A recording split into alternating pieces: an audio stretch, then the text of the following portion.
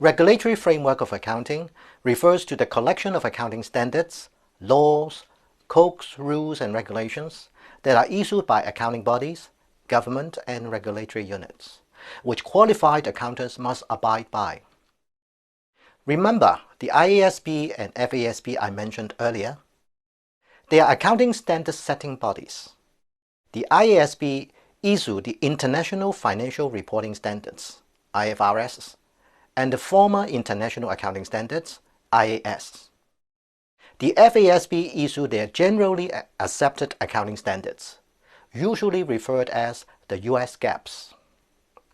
Accounting bodies of different countries look upon to the IASB and FASB when setting their own accounting standards. They may adopt the IFRS or US GAAPs, partially or completely, or may choose to set accounting standards of their own. By now, the IFRS are increasingly adopted around the world. For example, in Europe, companies listed in European Union member countries are required to use IFRS in preparing consolidated financial reports.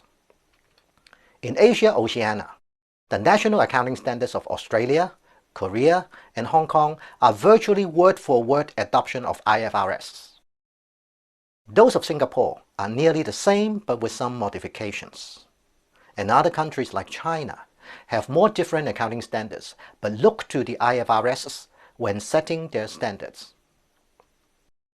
As for government legislations, there is a chapter of law in each country, such as the Company Law in the US or Companies Act in the UK, that governs the conduct of limited liability companies. One of the legal requirements is that financial statements must be prepared annually and in accordance with accounting standards issued by recognized professional accounting bodies. Compliance with these accounting standards is deemed sufficient compliance with the laws. Qualified accountants must therefore follow the accounting standards when discharging their professional duties. Apart from accounting standards and laws, there are also codes, rules, and regulations issued by professional accounting bodies and regulatory units. Professional accounting bodies issue members' regulations and codes of ethics that govern the conduct of their member accountants.